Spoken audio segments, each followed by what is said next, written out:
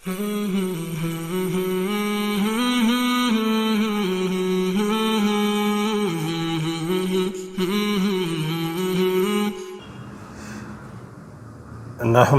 نصلی علی رسولہ الکریم اما بعد فاعوذ باللہ من الشیطان الرجیم بسم اللہ الرحمن الرحیم محترم ناظرین السلام علیکم ورحمۃ اللہ وبرکاتہ۔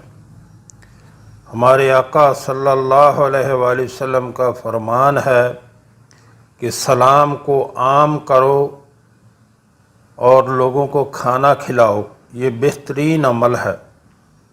یعنی سلام سب کو کرو، چاہے کوئی جاننے والا ہو یا نہ جاننے والا ہو، سب کو سلام کرو اور لوگوں کو کھانا کھلاؤ کہ یہ بہترین عمل ہے۔ اور ارشاد باری تعالی ہے سورہ دہر میں،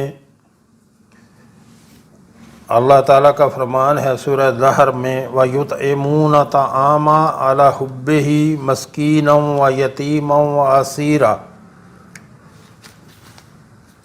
انما نطعمکم لوجہ اللہ لا نرید منکم جزاء ولا شکورا، جس کا ترجمہ ہے اور باوجود یہ کہ خود ان کو طعام کی خواہش ہو اور حاجت مندوں، فقیروں، یتیموں اور قیدیوں کو کھانا کھلاتے ہیں اور کہتے ہیں خالص خدا کے لیے کھلاتے ہیں، نہ تم سے عوض کے خواستگار ہیں اور نہ۔ الحمدللہ نحمدہ نصلی علی رسولہ الکریم اما بعد فاعوذ باللہ من الشیطان الرجیم بسم اللہ الرحمن الرحیم۔ محترم ناظرین السلام علیکم ورحمۃ اللہ وبرکاتہ۔ دعا مانگنے کے آداب۔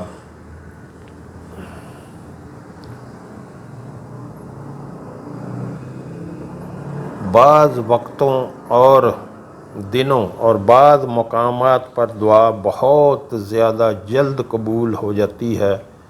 مثلا رمضان شریف کا مہینہ، جمعہ کا دن، عرفہ یعنی 9 ذی الحج کا دن، اور رات کو تہجد کے وقت، فرض نمازوں کے بعد، روزہ افطار کرنے کے وقت، مسجد الحرام یعنی خانہ کعبہ شریف میں، مسجد نبوی صلی اللہ علیہ وآلہ وسلم، مسجد اقصی بیت المقدس، خانہ کعبہ کے دروازے کی چوکھٹ کا درمیان کا حصہ، چاہ زمزم کے شریف کے پاس، صفا اور مروہ کی پہاڑی پر، مقام ابراہیم، عرفات کے میدان میں جہاں حاجی لوگ حج کرتے ہیں، خانہ کعبہ کی چھت کے پرنالے کے نیچے، سرکار مدینہ صلی اللہ علیہ وآلہ وسلم کے روضہ کے پاس، جس جگہ حاجی لوگ خانہ کعبہ کا طواف کرتے ہیں، قرآن مجید کے تلاوت کے بعد، ایسے ہی اور نیک کاموں کے کرنے کے بعد بھی دعا جلد قبول ہوتی ہے۔ دعا مانگنے والے کا کھانا پینا اور پہننے کا لباس مال حرام سے نہ ہو، اور اس کا کام کاج یعنی اس کی کمائی، اس کا پیشہ حرام نہ ہو، بلکہ اس کی ہر چیز حلال ہونا ضروری ہے۔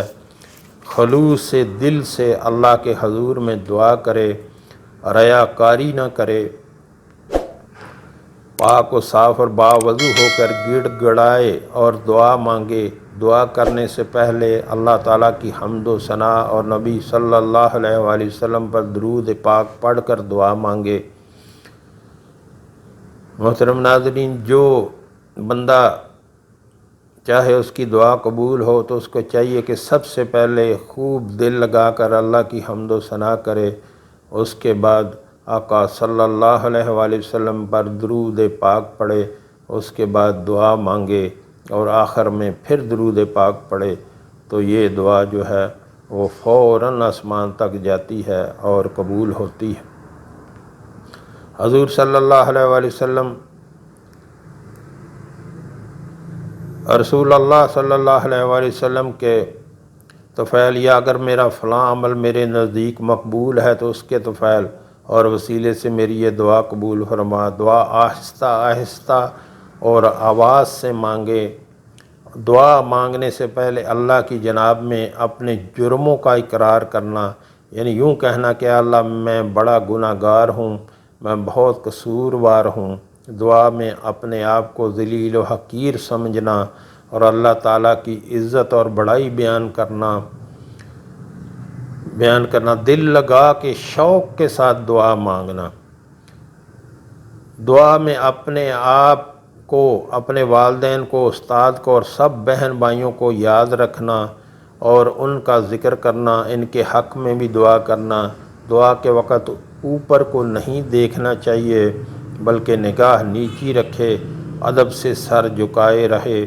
دعا قبول ہونے کی اللہ تعالیٰ سے امید رکھنا، اپنے مسلمان بہن بھائی کی بھلائی کے لیے اس کی پیٹھ پیچھے دعا کرنا ضرور قبول ہوتی ہے اور فرشتہ اس پر آمین کہتا ہے۔ دین و دنیا کی بھلائی اور ضرورتوں کو شامل کر کے دعا کرنا، دعا کرنے سے اللہ تعالیٰ کی رحمت کا امیدوار رہنا اور نا امید نہ ہونا چاہیے۔ ایک دعا کے الفاظ کو بار بار دہرائیں، دعا میں جلدی نہ کریں، یوں کہنے لگ جائے کہ میں نے دعا کی تھی وہ اب تک قبول نہیں ہوئی، بلکہ دعا کے قبول ہونے کا منتظر رہے۔ دعا مانگنے کے بعد دونوں ہاتھ اپنے منہ پر پھیرے اور آمین کہے۔ دعا کے یہ چند ضروری آداب درج کر دیے گئے ہیں جن کا خیال رکھنا دعا مانگنے والے کے لیے بہت ضروری ہے۔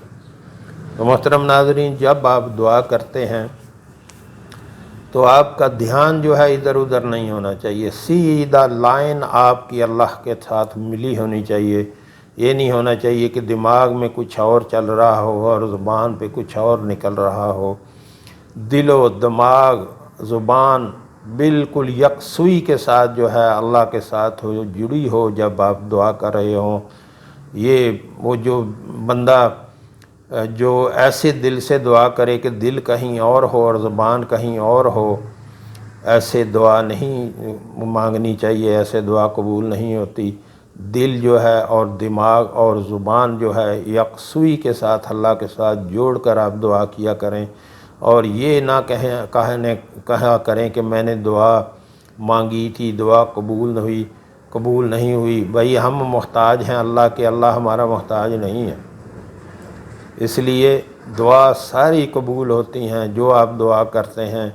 کئی بار ایسا ہوتا ہے جو آپ نے مانگا وہ آپ کو مل گیا، کبھی ایسا ہوتا ہے جو آپ نے مانگا اس کے بدلے میں کوئی اور چیز مل گئی، کبھی ایسا ہوتا ہے کہ جو آپ نے مانگا وہ نہ ملا اور اس کے بدلے کوئی آپ کی مصیبت ٹال دی گئی، آپ کی کوئی بلا ٹال دی گئی، اور کبھی ایسا ہوتا ہے کہ وہ دعا جو ہے وہ آخرت کے لیے ذخیرہ کر دی گئی، اور قیامت کے دن بندہ سوچے گا کہ کاش دنیا میں میری کوئی بھی دعا قبول نہ ہوتی، سب ہی آخرت کے لیے ذخیرہ کر لی جاتی۔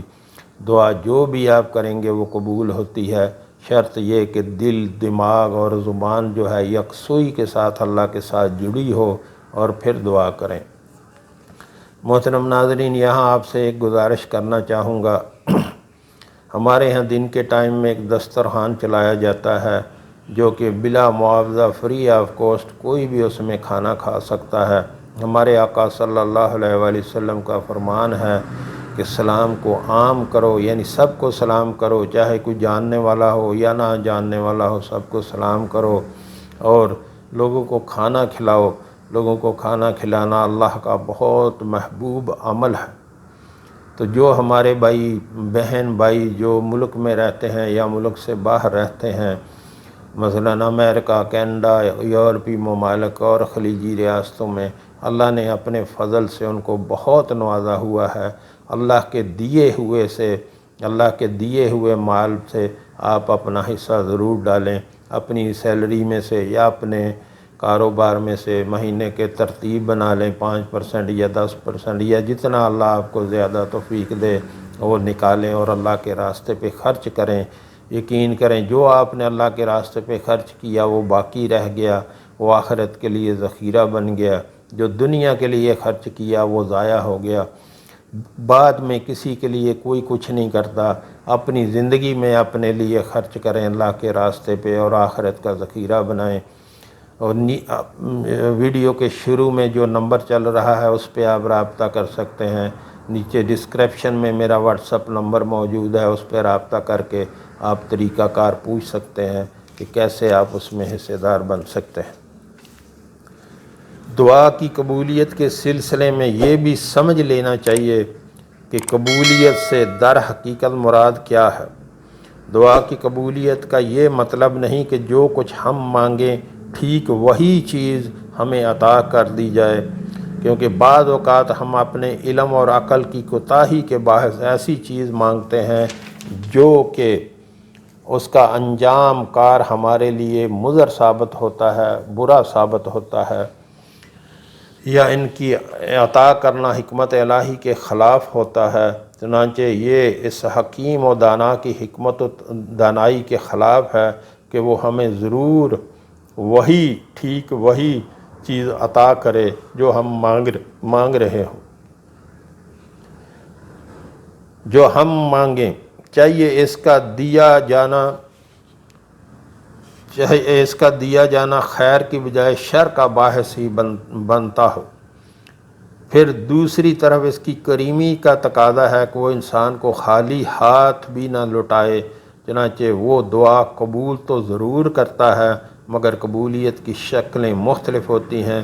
میرا کہنے کا مطلب یہ ہے کہ جو آپ مانگ رہے ہوں وہ اللہ کو بہتر پتہ ہے وہ آپ کے لیے ٹھیک ہے یا نہیں ٹھیک، اور اللہ اس کے بدلے میں کچھ اور چیز آپ کو عطا کرتا ہے۔ کبھی تو ٹھیک اس شکل میں قبول ہو جاتی ہے، مگر قبولیت کی مختلف شکلیں ہوتی ہیں۔ کبھی تو ٹھیک اسی شکل میں قبول ہو جاتی ہے جو آپ نے جس میں مانگی گئی تھی۔ کبھی اس دعا کے عوض آخرت کی بے شبہ نعمتیں مل جاتی ہیں، اور کبھی اس دعا کی برکت سے کوئی آنے والی آفت اور مصیبت ٹل جاتی ہے۔ غرض یہ کہ دعا رائیگاں کبھی نہیں جاتی، جس کے ذیل کی حدیث واضح کر رہی ہے۔ تو محترم ناظرین، جیسے میں نے پہلے عرض کیا کہ جو بھی آپ دعا کریں گے دعا قبول ہوتی ہے، کوئی بھی دعا، کیونکہ وہ ہمارا کریم رب ہے، اس نے ہمیں پیدا کیا ہے، وہ ہمیں مایوس نہیں کرتا، وہ ہمیں نا امید نہیں کرتا، اس نے ہمیں پیدا کیا ہے، وہی ہماری ضرورتیں پوری کرتا ہے۔ وہ دعا ضرور قبول ہوتی ہے جو آپ مانگتے ہیں، اس لیے دعا ہمیشہ مانگتے رہنا چاہیے، یہ بہترین عبادت ہے۔ لیکن کبھی ایسا ہوتا ہے جو آپ نے مانگا وہ اللہ کو پتہ ہے ہمارے لیے بہتر ہے یا نہیں بہتر، پھر اللہ اس کے بدلے میں ہمیں کوئی اور چیز عطا کر دیتا ہے، یا اس کے بدلے میں کوئی آفت مصیبت ہم سے ٹال دیتا ہے، یا کبھی وہی چیز ہمیں عطا کر دیتا ہے۔ اللہ بہتر جانتا ہے، ہم کچھ نہیں جانتے۔ اللہ علم رکھتا ہے، ہم بے علم ہیں، کم عقل ہیں، اس لیے اللہ بہتر جانتا ہے اس نے کیا کرنا ہے۔ ہمیں بس مانگتے رہنا چاہیے، دعا ضرور مانگا کریں۔ ہمارا کریم رب کسی کو خالی ہاتھ نہیں لوٹاتا۔ تو محترم ناظرین، جو ہم نے پڑھا، جو ہم نے سنا، اللہ ہمیں اس پر عمل کی توفیق عطا فرمائے۔ وآخر دعوانا